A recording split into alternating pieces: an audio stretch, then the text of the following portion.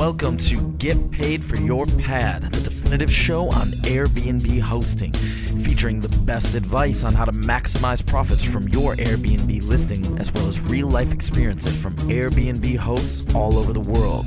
Welcome.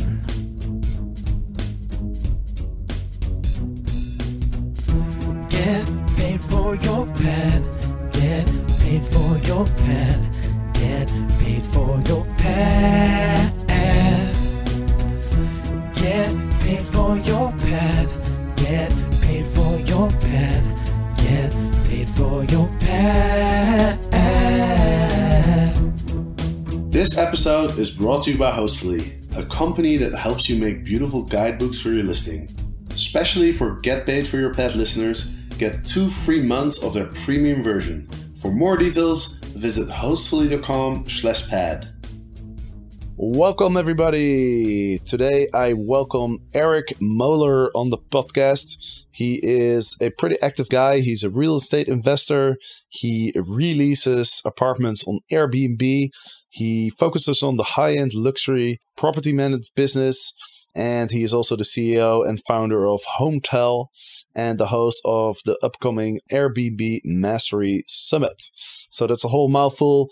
Eric, welcome to the show. Thank you for having me. Absolutely. Where are you currently located, Eric?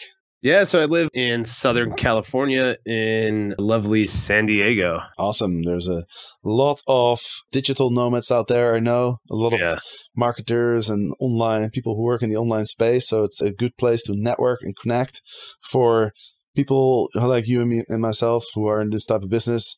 The topic of today's podcast is really the investing in Airbnb for real estate investors. So how to integrate your Airbnb in your real estate business. That's something that you have a lot of experience with. Mm-hmm. And so we're going to talk about, if you want to invest in an Airbnb, if you want to buy a property and with the purpose of listing it on Airbnb or even on other platforms, what are the things that you should look at? How do you choose a place? What do you do in terms of maybe remodeling, decorating, all that kind of good stuff. So I'm excited to get into it. It's a topic that I haven't talked about a lot before, but I think there's a lot of people out there who are thinking about doing something similar. So let's dive right in. So first, let's get a little bit of an idea of how did you get into Airbnb in your real estate business?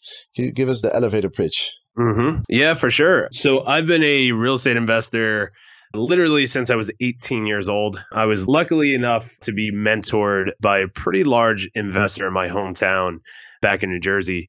So I've been investing since a very early age. I've got involved in every aspect of investing, from house flipping to apartment buildings to real estate development. I had built a company based off of that. And we had a bunch of apartment buildings and going down that traditional landlord model. Long story short, in 2015, I had sold that company in New Jersey and started traveling the country, staying specifically in Airbnbs. I always knew what Airbnb was. I've used them in the past when I've traveled, outside of the country. I used it as a guest. I never realized the potential of the investment potential in Airbnb until I started traveling for a few months around the country. I started noticing when I was going to all these unique little cities in the States that I would never really go to because I was finding really interesting Airbnbs. And after talking to the actual hosts, I started realizing a trend. I started realizing that more and more of those hosts were not only just making enough money to pay for their mortgage or their rent, but they were making well above their mortgage to where they were it was a side income or a full-time income for them running those Airbnbs full-time. Beginning in 2016, I decided to move out here to San Diego. I had the opportunity to really just narrow down and focus on creating a startup company. And I just connected the dots. In the middle of the night, I realized I'm like, okay, here's this huge movement right now in home share and this amazing company that just seems to continue to grow, day after day, which is Airbnb.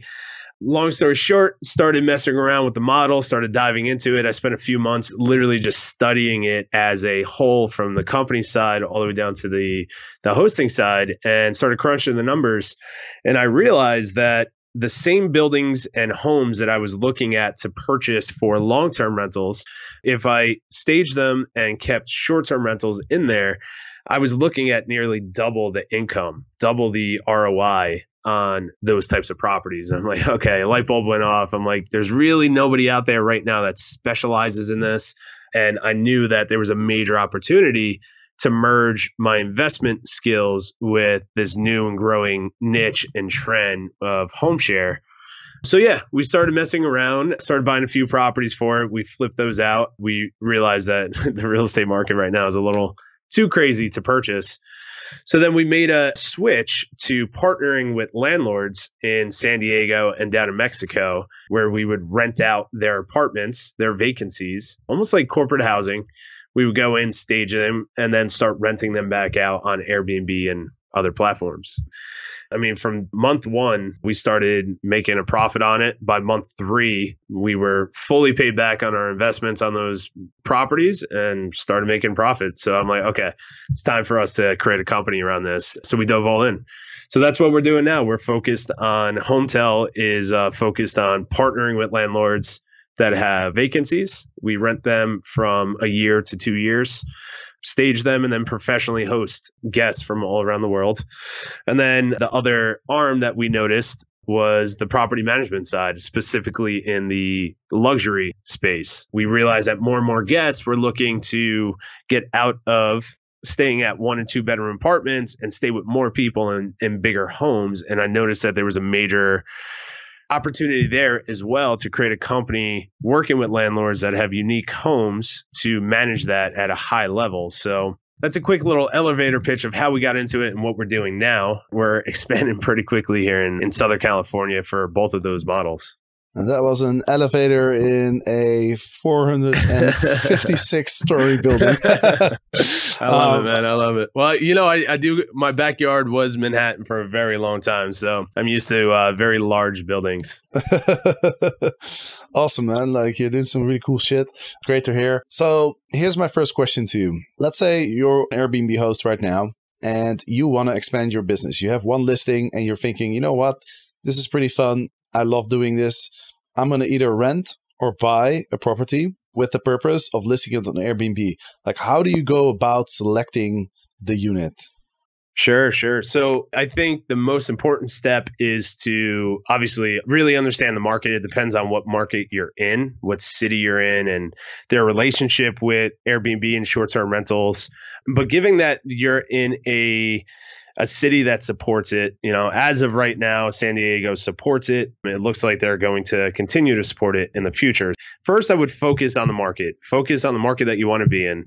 You know this very well, that it doesn't necessarily need to be your backyard with these types of investment models, with the Airbnb model. It literally could be out of state, out of your city, down the block, wherever it could be. But choose your market carefully based off of the demand of guests and how the city supports short-term rentals. And there's so many different resources to find that. Our friends over at AirDNA and the guys at rentresponsibly.org, all those guys, they release all that type of information. Secondly would be where my mind goes towards is deciding if you want to be a re-leaser or a subletter. We got to come up with a good phrase for that, or an actual investor who buys real estate. Right now, because I'm focused on re-leasing, we'll chat about that. It's really focusing on the city, deciding if you're going to lease units. Once you decide that, the very next step is to figure out how to approach landlords on this model. I see a lot of people leasing apartments and not telling their landlords that they're not going to live there, and they just start renting it out immediately. That opens up so many issues, and we need to stay away from that. So definitely recommend start talking to landlords, start finding landlords that have vacancies that are looking for long-term rents, and pitching them the model of, we're going to rent this apartment from you. We're professional renters. We're going to stage it, professionally manage it, and then host short-term guests in the property. And then as far as numbers, like the way that I analyze these types of deals too is I would like to see if my rent is $1,000 a month for a 2-bedroom apartment, wherever downtown San Diego, which, it would be amazing if I could find that type of rate. But say it's $1,000 a month. I want to project that at a 70% occupancy through that month, I can bring in at least $2,000 a month. So it's making sure that you're picking the right apartments in the right cities that support it with the right landlords that can generate at least 2 times the amount that you're paying in rent. I think focus on that first, do your due diligence and get educated on that. And then just literally start reaching out to landlords and making offers on renting out one or multiple of their vacancies. And what about the characteristics of the apartments? Are you looking for something specific, maybe a 1-bedroom or a 2-bedroom, or are you looking at the size of the rooms, whether it's a master and a spare room or whether the rooms are the same? Is there anything concrete that you'll be looking for? Yeah, so I'm a big believer for my re-renting side. I'm a big believer in 2-bedroom apartments. I just feel that, especially in the market that I'm in, I get a lot of families, I get a lot of business travelers, things like that are always looking for 2 bedrooms. So for the re-renting side, focus on 2-bedroom apartments and houses. I stay away from condos because of the condo issues. You can run into many, many issues with condo associations. So I focus only on apartments and standalone single-family homes.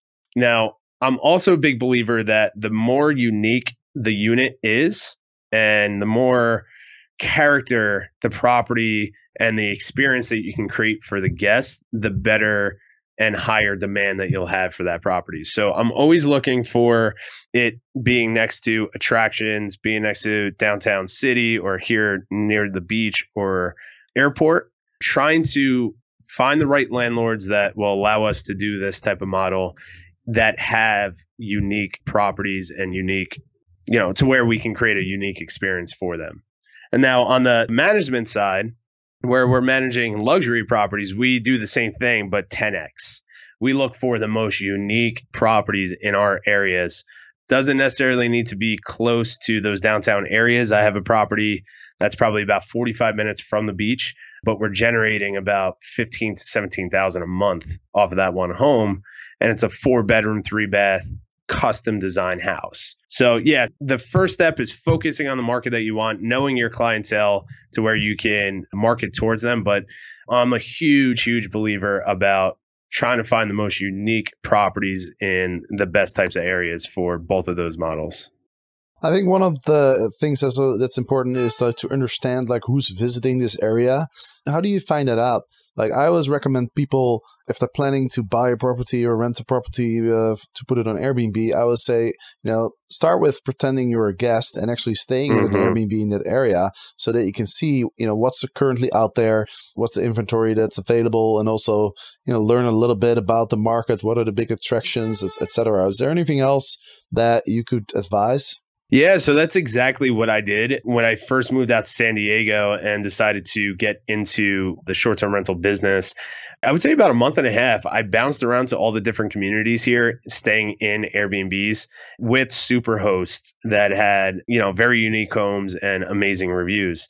And I put myself in there as a guest and I started making notes of how they were designing the homes and what they were giving out as amenities to guests. So I realized Pacific Beach in San Diego here, I stayed with 3 different super hosts and they had surfboards and skateboards and beachwear, all that stuff. And they were targeting people that were traveling to San Diego that wanted to experience the beach life.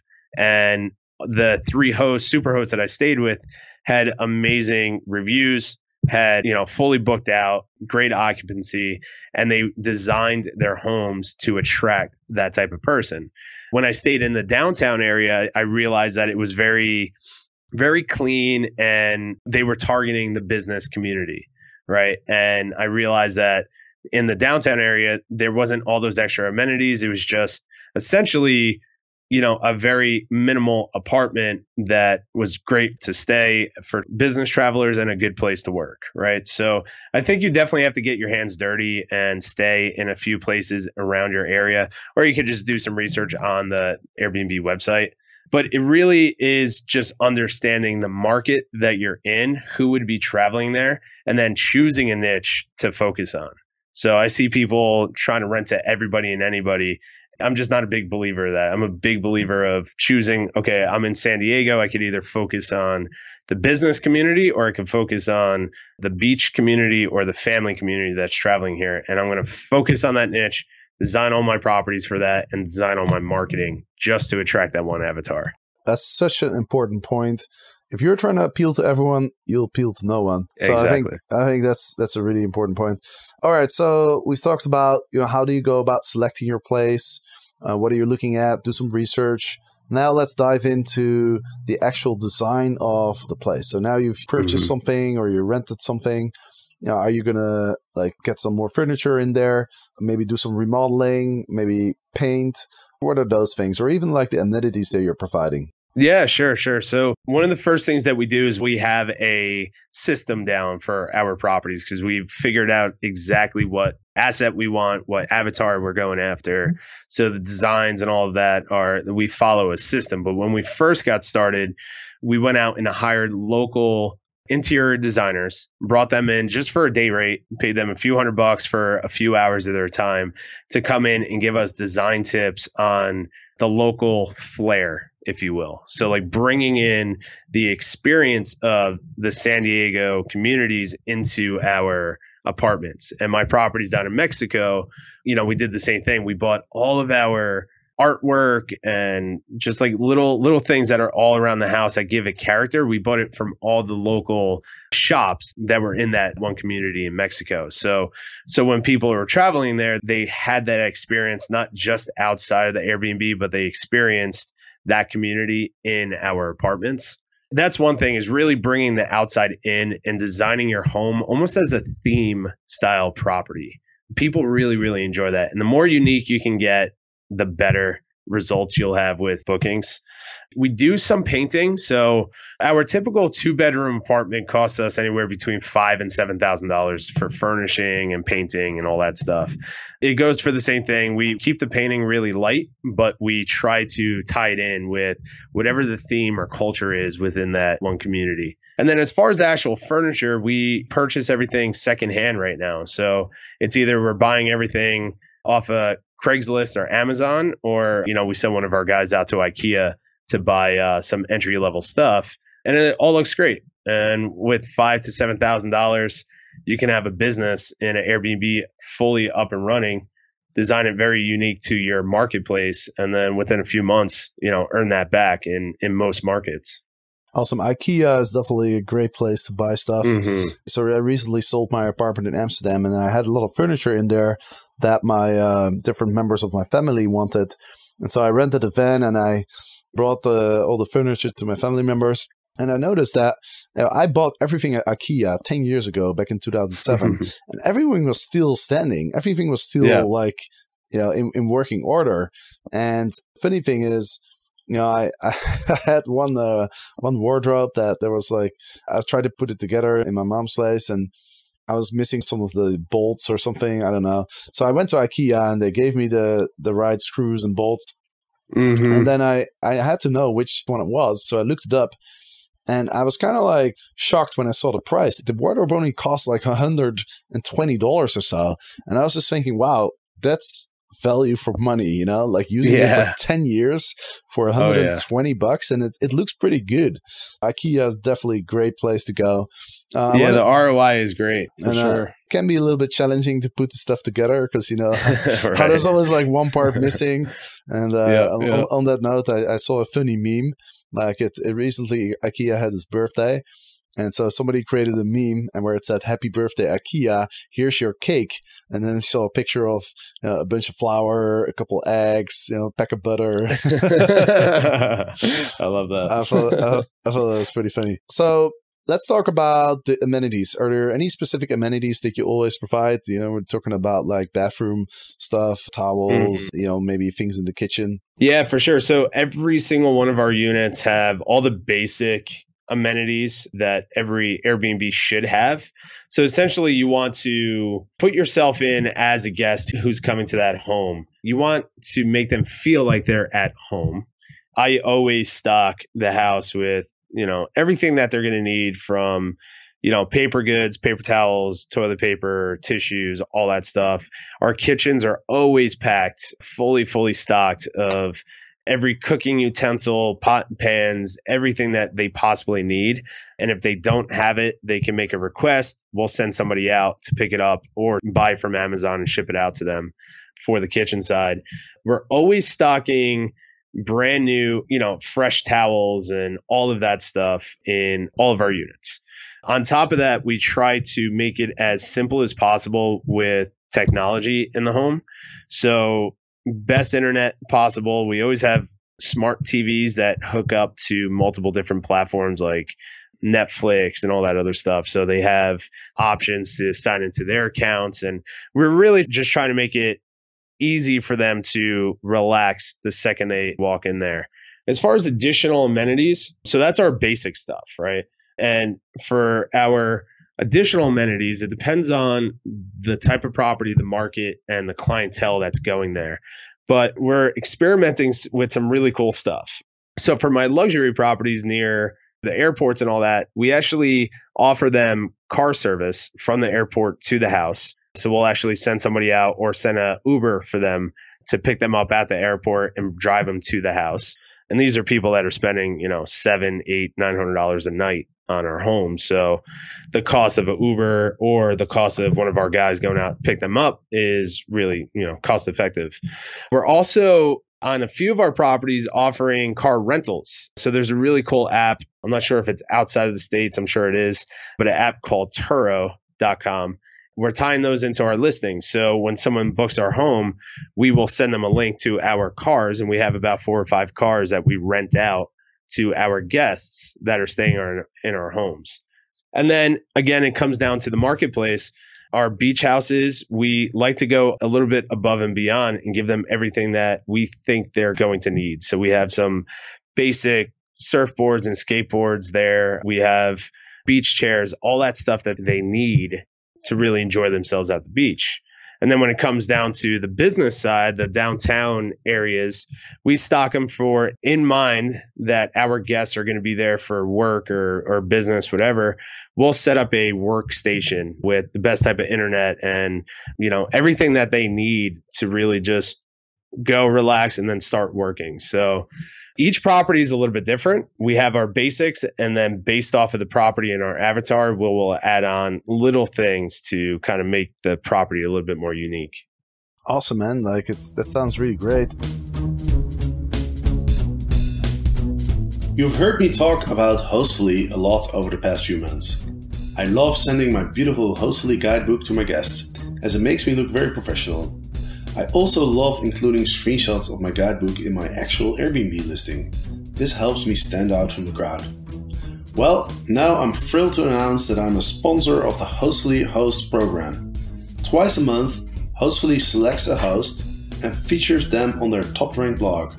This is great promotion for your listing and a cool way to share your favorite local spots to a large audience. What's even cooler is that each Hostfully host gets a free set of organic sheets from the clean bedroom. And now that I'm a sponsor, you'll also be featured in my newsletter, my social media feeds, and you get free access to my video course on how to be a great host. For more details and how to apply, visit hostfully.com/hostfullyhost. Another question I had is, are there any differences between when you're releasing and actually buying the property? In terms of how you select the properties and the design and the furniture, etc.?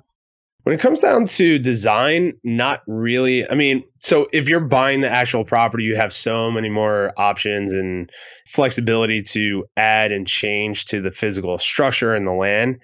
So to make improvements to the property with the intention of renting it out on short-term rentals, you have so many more options to do that. When you're renting, you don't own the home, obviously. So all you can really focus on is the staging and the paint. That's two of the main differences is obviously, if you're renting a house from somebody, don't go and start knocking down walls and doing some changes to the actual house. We focus just on the staging and paint. When it comes to properties that were purchased in the past and we're going to buy in the future, we'll go in there with the intention of how can we maximize the space and potential of this property for short-term rentals. And then as far as like the management behind the units, if you're either leasing or renting, it's all the same systems. It's all the same tools, regardless if you're buying or renting. The only difference is on the renting side, you want to include your landlord in a little bit more than you typically would on obviously homes that you own. So systems and tools are the same to manage, which is amazing. The only difference on the rental side is we update our landlords with once a month how many people are coming into the house, the dates that are booked, and then monthly checklists of like, hey, we did this inspection and there's no damages. Here are some pictures and the unit looks great. Let's talk a little bit more about the renting side. I think there's a lot of people out there who are thinking about doing that. It's also more attainable for a lot of people. Like if you want to buy property, obviously you need either the cash or the mortgage. So can you talk a little bit more about, how do you find those landlords that are willing to let you rent out on Airbnb? And then also, how do you convince them? Like, I feel like a lot of landlords, if you don't offer them some sort of value, then they're just going to see it as a liability and they don't really have an incentive to let you do it. Right. So as far as how we find them, pretty straightforward with that. We have 3 approaches. One is our online marketing. So we have a bunch of different landing pages and websites out there targeting people that own real estate. And it's just the messages out there, telling them what we're doing, who we are, and that we're interested in renting their apartment if they have any vacancies. We get some trickle through on that. I would say that would be phase 2 of a re-renting business for most people that are listening that are looking to get started. Focus on that once they have a handful of properties in their portfolio. But the main way that we're getting them right now are 2 different ways. One is Craigslist. So our team literally goes on Craigslist every single day, a handful of other listing sites, and we call every single homeowner that lists an apartment or a house for rent that we feel that would fit our model. And we go through a pitch. We explain who we are, what we do, our track record, what we're doing in the city, and that, we're interested in doing X, Y, and Z with your apartment. And then setting an appointment from there to view it. And the second way is networking. You want to network with the people who control real estate and control landlords. So we go to a lot of networking events in San Diego where we can find realtors, property managers, landlords, things like that. And we express what we're doing, what we're looking for. And then through those 2 main channels, we get a lot of our properties. And that's how we find a lot of our landlords. Now, when we show up at the appointment and meet with the landlord or the property manager, we're not coming empty-handed. We show up with what I like to call the landlord credibility packet. So we've created a PDF, a printout that we give to every single landlord that explains who we are, what we do, our systems, the tools that we use, the benefits for renting to us. And we really go into detail about who we are and why they should rent to us. Most landlords are against it because they're just uneducated in what Airbnb is and how professional operators can run these units professionally without any of the nightmares that they hear in the news. Now, the benefits for landlords are a couple of different things. One is landlords don't like vacancies. They want to make sure that they rent their apartments out all the time to good quality tenants. And that's what we're offering to them. If they have multiple vacancies or one, we'll come in, rent it from you at market rate, whatever you're asking, we'll rent it for you. Here's the deposit. Here's our credibility packet. Here's our credit report, everything that you need. We'll sign a 1 to 2 year lease, depending on where it is. And we'll go ahead and take over the day-to-day management for our specific unit. So they like the fact that the units are getting filled. Now, if it's a landlord that you see opportunity to do multiple properties with, or you find a property that you can make a ton of money on, we typically add in some extra incentives for the landlord. So we'll give them an extra $100 or $200 a month above their rent as an incentive to rent to us. Or we have one landlord, one property, we're making about $2,800 a month on it. That's our takeaway. And we give back to the landlord 5% of our profits. So there's so many different ways that you can negotiate with these landlords. I think really put yourself in their shoes. If you were a landlord and you had somebody presenting this to you, what is the benefits and then what are the cons? And focus on showing them how your systems and tools are in place to combat any of those issues like noise complaints, damage to the units, all of that stuff. But it's a process and it's a numbers game like anything else in business and in real estate. You got to talk to 100 landlords to find one that may be interested, and then make sure that you're presenting the right information to really resolve any of their concerns behind the model. That's awesome, dude. And what I really love about this business is that you don't really need a lot of capital to get this rolling, right? Like if you are out there and you have some experience with Airbnb, you've been renting out your home or even a room, maybe you're out of a job or you're looking for something different, like literally go on Craigslist and just hit up all those landlords that have vacancies and just see if you can convince one landlord to rent to you. And, all you need is, I'd say, how much money would you need to get this started? I'd say, obviously, you need to sign a lease. You need to put in the deposit. You need to have a couple $1,000s for, maybe buying some furniture, adding some amenities and stuff. What's a ballpark figure for somebody that's out there now and thinking, this could be a good business opportunity for me? What's the amount of capital that you would recommend people have? Yeah, for sure. I always tell my consulting clients that they should always just keep in the back of their mind, $10,000, that's a ballpark of what you'll need to get your first Airbnb release going. And doesn't mean that that's what you're going to be spending, but it's going to be in that ballpark, right? Because you do have to, your main expenses are your first month's rent, security deposit, and staging, right? And that could, depending on what market you're in, depending on what city, what type of staging, high end, low end, all of that could range based off of who you're renting to and who you are as a host and what you want to deliver as a host. So my typical 2-bedroom is costing me, like I said, $5,000 to $7,000 in staging. We go, mid-grade staging in there. We go a little bit above and beyond with the amenities. And then our typical rent out here is going anywhere between $1,600 to $2,500 per month for 2 bedrooms. The nice thing is, and this is why I absolutely love this model, and I love it for so many different people, so many different situations, is because once you invest that in there, you have your listing up on Airbnb. The second you sign that lease, you start marketing it, you start gearing up and attracting guests to the home. You can start generating money on that immediately. And you can, if you're in the right market, you get the right property and you manage it and market correctly, you can have your investment paid back in a handful of months. You don't necessarily need that cash in your pocket. You can go to family members, friends. You can go get a small loan from a bank, whatever it is, to invest into your first unit and start generating income on it absolutely immediately and potentially have that paid back within a handful of months. And it's really cool. I'm watching so many people explore this model. I'm a real estate investor and I explored this as a real estate investor, and I plan on scaling my re-leasing side of the business to hundreds and hundreds of units over the next few years. But what I'm noticing is that even like the millennials are picking up rentals like this to help them pay for their college debt. So I met a couple of ex-students that have crazy amount of college debt, and they went out, rented 2 apartments, and the income off of that is paying for their monthly college loans that they have out there, which is awesome.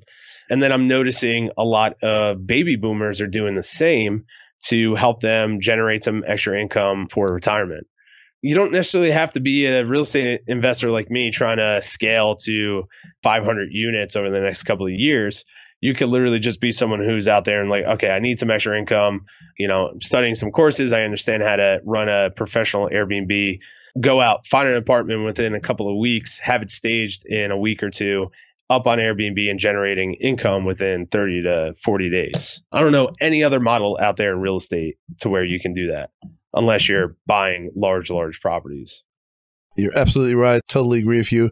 I wanted to do a shout out to Clearbank as well, because you're talking about for people who don't have the cash, who don't have the $10,000, you can get a loan at Clearbank. And Clearbank is a company that is specifically designed to borrow to entrepreneurs in the sharing economy. So the way it works is you get your loan, and then they'll take a percentage of your Airbnb income as you generate it, and that's how you pay them back. So Eric, you've provided amazing amount of value. It's been super interesting to talk to you. Before I let you go, I want to talk a little bit about the Airbnb Mastery Summit that is coming up. You've invited lots of interesting people to speak on Airbnb, including myself. Let's get the word out. Like, what's the Airbnb Mastery Summit all about? Yeah, I love that. What I did is I went out and got 22 of the top experts all around the world that specialize in Airbnb businesses and real estate investing. I keep getting asked this question over and over, is how can you scale an Airbnb business, a professional business?